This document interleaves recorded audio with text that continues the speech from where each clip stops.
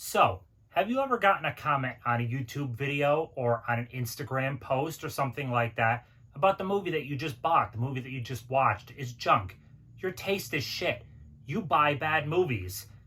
Comments like that, troll type comments. I know I have, and I'm pretty sure a good chunk of you have also, because it's an unfortunate byproduct to the internet. With anonymity comes people just loving to rain on other people's parades. But I'm going to be honest with you. All movie opinions are completely valid. If you love Troll 2 for a realistic reason and not just because it's a bad movie, props to you. This world is built on different opinions, and if we all loved the same stuff, this world would be incredibly dull. People loving different things is what makes the world special the way it is.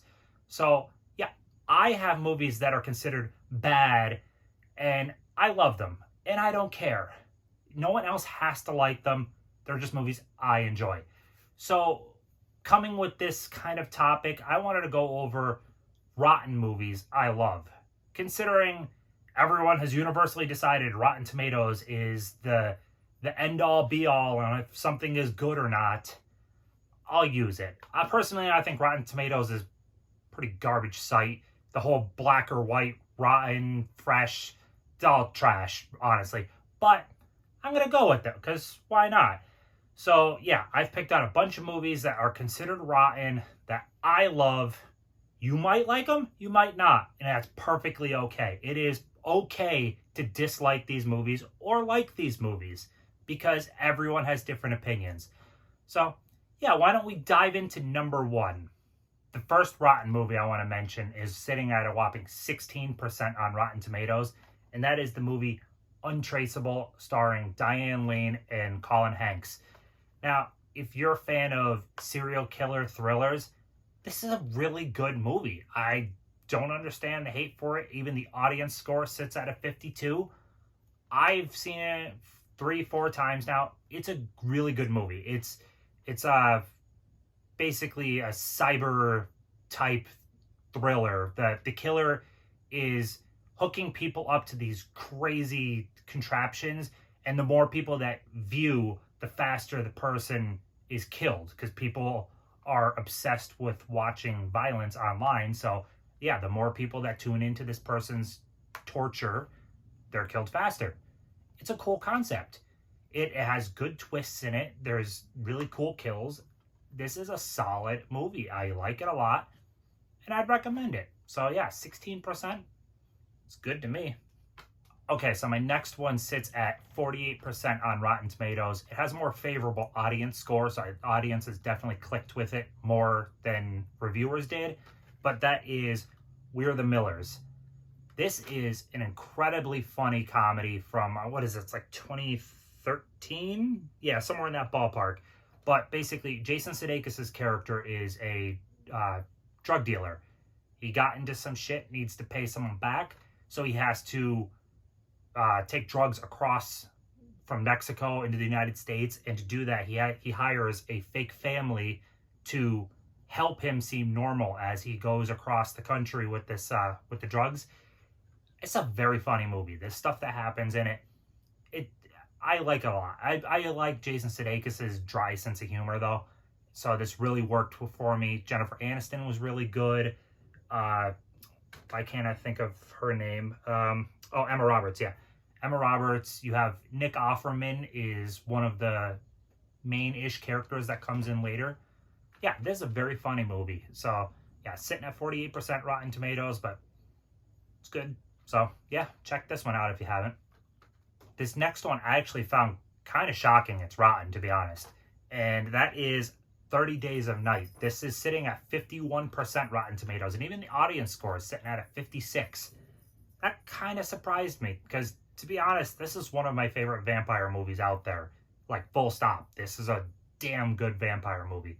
And one of the parts I love the absolute most is there's this top-down view of when the vampires are first attacking, and it is some of the coolest cinematography I've seen in a newer movie. Like, all of the white snow just being splattered with blood from the top down. It is an awesome shot. It's a shot that will always stick in my mind. I really, really like this movie, so I have no idea how the hell this is sitting at 51%. This one was kind of a WTF moment because both Bad Boys movies are actually rotten. Go figure. So, yeah, the first one's sitting at 42%. Second one is sitting at 23%.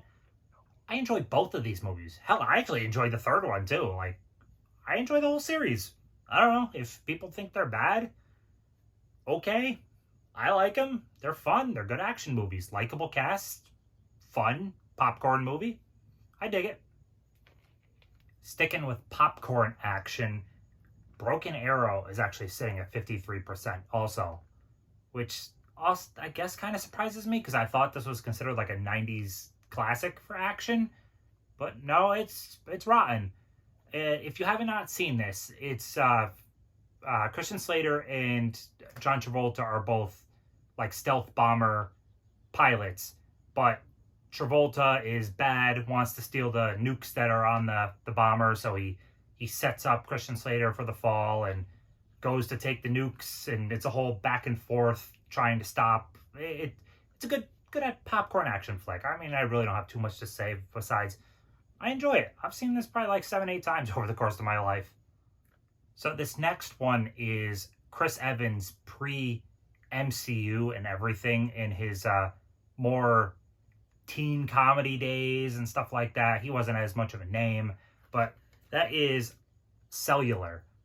This is a really fun movie. This has earlier Jason Statham in it. It has William H. Macy.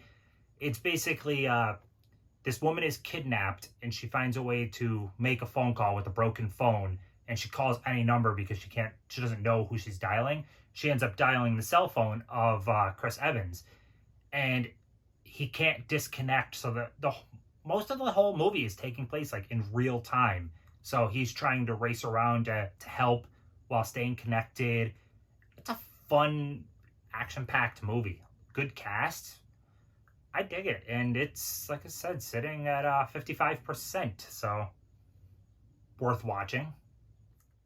Next up, I'm going to throw in two 80s horror movies that I adore both of these. The one is considered much worse than the other. But yeah, Maximum Overdrive and Chopping Mall.